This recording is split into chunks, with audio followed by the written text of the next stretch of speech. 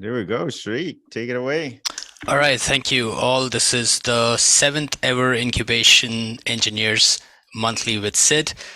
We have a new team member, Abhilash. 2 days in a row, I'm going to put you on the spot if you can give a quick introduction. Hey Sid, this is Abhilash. I've joined last week. It's my eighth working day. I work from India.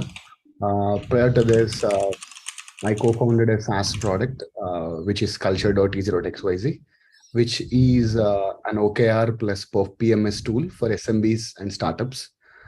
So at GitLab, I'll be working on the OKR thing, where we are planning to build the OKR tracking and management within the GitLab platform. So exciting to have you join. Super awesome. Thanks for joining. And I couldn't be more thrilled. OKRs is such an important tool at GitLab to align everyone. And I think because it's hard to get for me to get an overview, we've not been using them as effectively as we should have.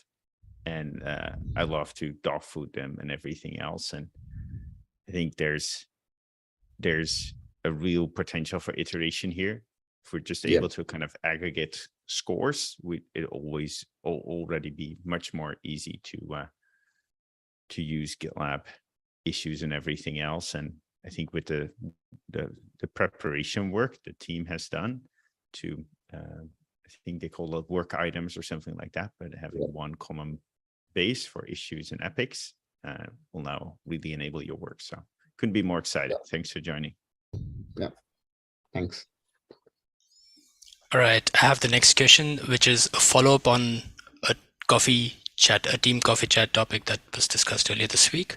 So, Sid, it's been, I would say, roughly a year and a half since we started doing SEGs.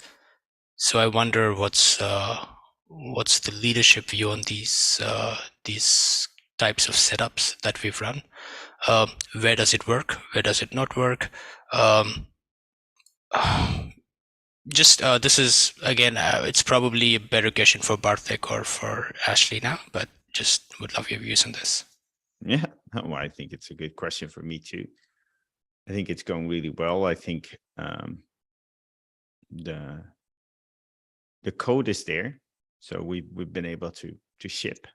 I think the usage is early, and we need a bigger focus on that.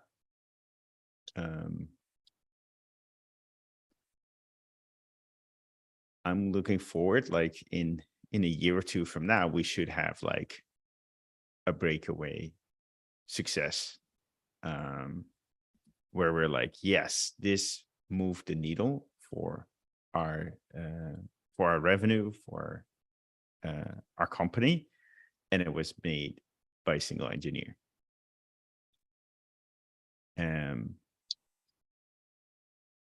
I think the thing that I'm excited about is like everyone's work, but like it feels like we could be close. Like, Sri, you're gonna have a presentation. I see two people on my gallery view, so I'll address both of you. I could hopefully do this for every single one, but Sri and Fred, you're in my gallery view, so I'm going to address the two of you. Sri, you're going to present at Google Next, and I think it's such a giant opportunity to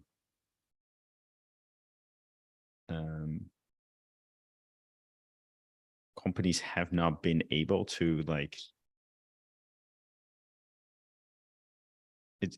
I know the best way to phrase it is like, it's still too hard. If I start an app today and I want to use managed services, it's just so much work, and you make it so much easier. So I could see this being a breakaway success, and hopefully kind of the other cloud providers kind of contacting us to please also or sending us contributions to enable it for their clouds too.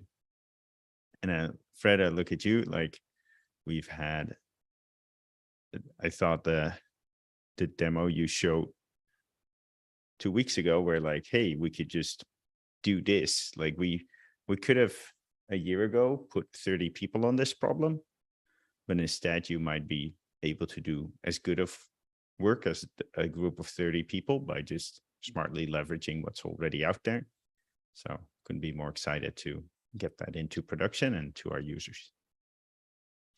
And that's the goal of this, right? It's with one person having the impact of 10 or 100 people. Yeah, thanks for that. Since you mentioned Next, shout out to Nima, who's been super helpful. We have a joint press release going out, so we're really excited about that as well. So it's not just a PR from our side, but from the side of Google Cloud as well. So cool progress. Next, we have Fred on the line. Fred, you have a question. Yeah, I've made some contributions back to FOPilot, the open source project, which were all accepted. It was awesome. Congrats. Yeah, it was really great. And I made an integration with the GitLab VS Code extension, and it works. There's still a few comments from the merge request to make it even better. But it looks like that it will be merged soon. That's really fast progress, Fred. I'm really impressed. Thank you. Yeah, I must say, Thomas Fick also helped me a lot because I'm new to TypeScript, so that was very helpful. But I think the next features, because we probably want at least to have some tracking of metadata, like what kind of languages are users using. And that's probably going to deviate quite a bit from what FOPilot is currently doing. So my question is, what is your advice on sticking close to FOPilot and having contributions back to the open source project, or having a fork that differs quite a lot, but does use same elements? I think it shouldn't be our current focus. I think we should get this in production and available to GitLab.com users as soon as possible. So it seems that the question whether to fork or not is, I don't think it's on that path. Okay, but the question is, like, implementing these metadata tracking features. I'm not sure if they're going to accept that as a contribution back, because it's. But why do we have to track metadata?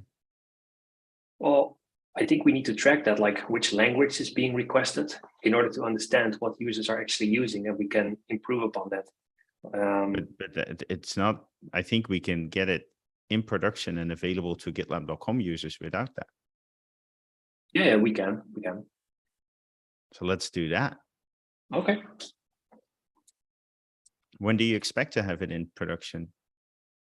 That's a good question. So right now I'm working on a prototype in GCP Sandbox, and once that is available, we can move forward. And I just this morning had a discussion with Taylor and Mon, and they also suggested to use the Kubernetes environment that we're using for applied ML, because it is already GPU enabled and it's already approved. So probably that will be the fastest route.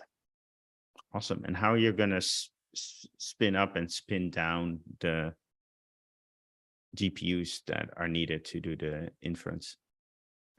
I don't know yet. But that seems to be something that we need to figure out before we can take it into production. Yeah, I'm not sure what the current setup is for their cluster. Maybe it already has auto scaling enabled. That'd be great. Yeah, so to be continued on that. Yeah, happy to unblock you every step along the way, but I would really recommend to have this, get it out there, and then start improving it. Yeah, okay, makes sense. And the reason for that is the things that people need might be very different. Of course, everything you think of, someone will need, but the things that people need most might be very different from what you think today. Yeah. And also, when it's in production, you might get a lot more contributions from everybody else because people get really excited about it. And my guess for what people need is like, as soon as we enable this on GitLab.com, it's like, when can I have it for self-managed? I think that's what will be your next thing, instead of figuring out which programming language people are using.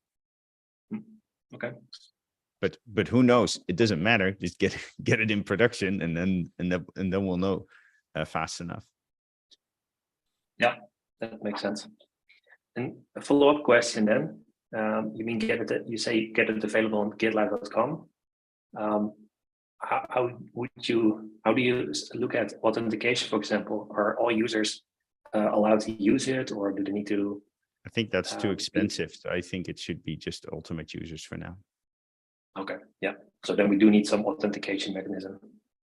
Yeah, I assume that our VS Code plugin allows you to like view your merge requests and things like that. So you're already authenticated there. Is that the case?